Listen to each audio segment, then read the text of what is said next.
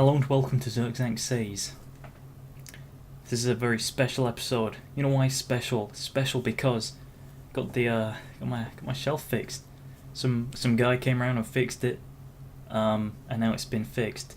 I didn't fix it myself, obviously, because I don't have the tools and the equipment for it, and I'm not really in a position where I should be buying the tools to fix a shelf. You could argue I broke it because I put stuff on top of it.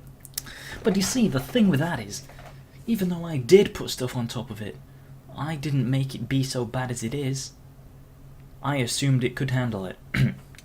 Am I at fault for making an assumption? I think not. Anyway, this episode, going on from the shelf thing. So I'll make a comment about my shelf. I'll make a comment about Huel. This is the generic Zirkzank Says episode. Huel, make a comment about Huel. Make a comment about being tired all the time, being physically in pain, having a headache, not being able to get much work done because I'm always needing to piss, or needing to sleep, or my eyes are stinging, or I've got a headache, or I feel tired all the time, which is like an actual thing. My mouth's always dry. Got myself a glass of water. Maybe you drink too much, so I try to drink less. Maybe you drink too little. Who knows? But anyway, point is, I'm not trying to complain or anything. I'm not going to make an episode of Zirkzank Complaints. It's not what this is. My tone of voice is already set for complaining. It's very difficult to sort of like shift that voice into something else. I can do it though. That's what I'm doing these videos for. Yeah, in case you ever wondered, right, Zirkzank or David, but don't use that. My name's Zirkzank. Say, Zirkzank, why are you making these videos no one's gonna watch? And no one cares. No one cares at all. They don't know what you want to say. You're saying stupid shit. In fact, it might be the dumbest thing I've ever heard anyone do. You spend so much time and effort into it that I'm almost impressed by it. Well, yeah, I'm doing this as like a way to just get used to doing it and to develop skills. It's mostly for me. Recording a video like this, it engages you mentally, and as you get used to the difficulty of doing it, you develop skills. For example, trying to be expressive and interesting. The more I do it, the better I'll get at it. Performing in front of a camera, knowing that I'm being recorded every single second of the way and that like literally anyone could watch this, it puts a lot of pressure onto you. But if you just keep doing it, you get used to it, and then you're like, oh, okay, no pressure, it doesn't matter anymore.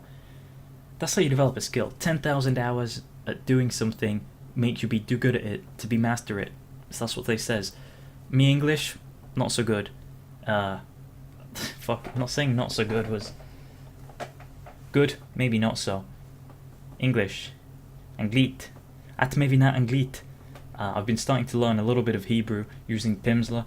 I listened to it for about 4 minutes and that's all I've learned from it. Oh yeah, and slicha, I can't do the you know, the sound that they have in languages where it sounds like you're choking on something. I was trying to learn it while I was eating my dinner earlier, listening to the audio tapes, and when they say repeat it, repeat this, like so. I don't know.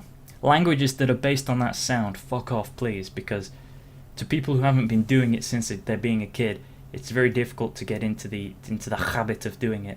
I could force it in places, but it's a separate sound to the words. You can't make it flow in a sentence. It's my biggest struggle. Anyway, the thing I'm making this episode because someone said to me, I said I'll make an episode right now on any topic, and he said make one on right-wing feminism, online poll websites in the same video, and I have to use the word solipsism twice. So since I've already said solipsism then and then again, I think I've just used it twice with good context. The good context for using it was that I read that he told me to say solipsism, that's 3 times. And that means I don't even have to look at what the word means to use it in a different sentence, because I used it in a sentence where it was appropriate to use. 3 different sentences where it was appropriate to use. So you thought you'd trick me out there with your little, ooh, say solipsism twice thing. Well, you just got fucking wrecked, mate. How does that make you feel? You wanker. You wanted me to say wanker because it sounds British. It sounds British!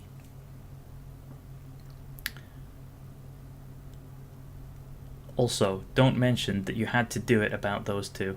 Oh, I didn't read that line. Right, I just read his lines to be the most interesting way that it sounded to read, but he said to me not to mention that I was going to make the video about it. So, considering I just did that, I already failed it, is what he said. Well, I'm going to get back to listening to some Darude. I've set my setting up differently now, so that when I say, right guys, let's look over to here, and then I look over here, and this is where I actually engage in looking at stuff. So it looks like, hey, I'm looking at the top here. Now I'm looking at the bottom here. It looks, well, the bottom would actually be, fuck, there's 3 fucking things to look at here. There's the down there, up there, down there, across there, up there. There's 4 things. It's a lot to look at. Oh yeah, this episode, I realised I haven't made a comment about my hair and how I have to go see Lewis at Elegance in Hull. Well, I do. And I have been enjoying listening to Darude here, as I just mentioned. Yeah, my hair. At this point, I'm going through a challenge. That challenge is see how bad my hair could possibly get. So today, I have walked for about 40 minutes, sweating a little bit because it was warm and I wore a coat outside, so I didn't think it was that warm to start with. My hair's a little bit greasy at the moment because I haven't had a shower yet. Today, or I don't wash my hair every time I have a shower because it's bad for your hair, but at the moment I'm trying to make it as bad as possible, just until I get it sorted out. And I don't think I should really go get it sorted out until I finish my university work, and that's sometime in May. So fuck, if it's March now, the rest of March, the rest of April, the rest of May, I go get it done in 3 months' time. How bad can this possibly get in the fucking course of 3 months? Jeez! I'm not looking forward to that, but also I don't want to spend £30, that's 30 Great British Pounds, GBP, to get on a coach ticket. To get on a coach. 3-hour coach journey there. Stay at my mum's house for a few nights, or a night even, just one night. Don't have access to the computer, can't do any work for university. Even if I wasn't doing any work for university, it would still suck being away from the computer for so long. Pay like £10 to get a hair, salon quality, the best you'll ever get anywhere at Elegance. For the lowest price, the best quality. It's the best of both worlds. Like I say, it's the best. Go there, but £30 plus £10 is £40 just to go get my hair cut. So, and it also detracts from the amount of time I can spend doing work and making videos and looking at memes. So, I mean, is it worth it? Is it worth it to have better hair? No. Is it worth? Does hair really matter? Yes, it does matter. Appearance matters. I know it matters, but I have to prioritize doing my work and staying focused in an environment where I can do stuff rather than just saying, hey, I'm gonna go get my hair done. Fuck this weekend. Fuck £40. Fuck my work. I need to save money. I've worked out that I'll be £36,000 in student debt at the end of this year. So that's a lot to pay back. It's 5% of my wages when I earn over 21,000. All these numbers. I bet you're loving this. Mathematics. That'll be my next episode about mathematics. Yeah. I'll do an episode where I break down I think I already did this though, where I break down the minimum wage, living costs, different options where you can make more money if you don't have a house. So if you sleep in a car and go shower at a gym, wash all of your clothes at a laundrette, and eat cheapish food at restaurants, or just fuel. If you have fuel in your car, and you mix it with water. Where do you get the water from? Plenty of places have like water dispensers, so you can get free water, or you can buy water from the store. Cause it's still even if you buy store water, it's still cheaper. Or water at the gym. So yeah, you shower at a gym, wash your clothes at a laundrette, sleep in your car, and you think of road tax and insurance as like your rent, and your gym membership as your utilities. It then becomes a lot cheaper than renting a house to just live in your car. Of course, living in a car, it can be cold, it can be illegal, and all of these things that cause a few problems. But but overall, it's a viable option, because fucking hell, you're never gonna save much money if you rent for your whole life, and if you ever plan to have kids at any point in your life, you won't have any money ever. That's at minimum wage for the rest of your life. So yeah, because I did that calculation once, just to see out of curiosity, and that's why I have started to try and apply myself, build up a skill stack, build up a massive skill set of things that I can do, because I do not want to be stuck at a minimum wage situation. So at the end of my course, I'll have a degree, which will be pretty useless, but other than for the fact that it is a degree, the subject that it is in, will not get enough money to have a decent life, so I'm not going to get employed in that. But at the end of the year, I will try and make I've got 3 projects in mind. No, actually, there's like 4 or 5 projects in mind. For definite, I can do 2 of them. There's a high chance that I'll do the other ones as well. And every project that you work on, you get skills, you get experience, and there's always the potential for revenue from it.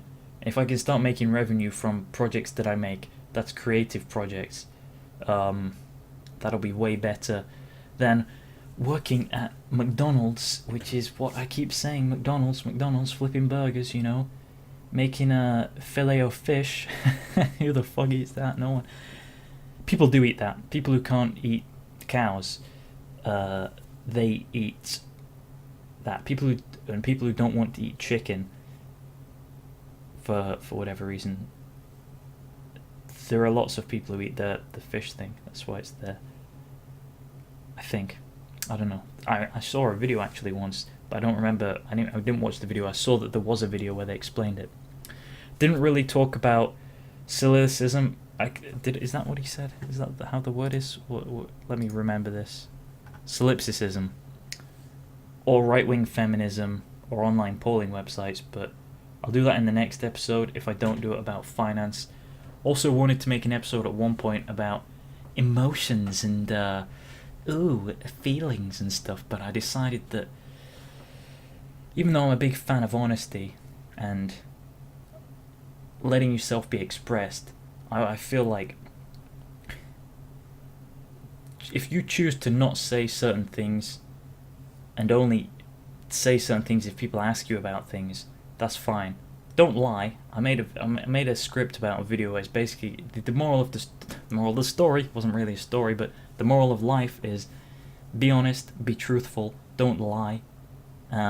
Life's easier and life is better when nobody lies. If less people lie, the higher quality life will be. Even if you're lying about something causes upset or causes negativity, even if your honesty causes negativity, it's better than lying, because lying to create positivity that's an oxymoron. Like you don't create positivity when you lie. It's absolute bullshit. Alright, thanks for watching. This entire time I just realized I've been on Discord. My microphone's my speakers are muted, so I didn't hear it. Mela coming into the chat.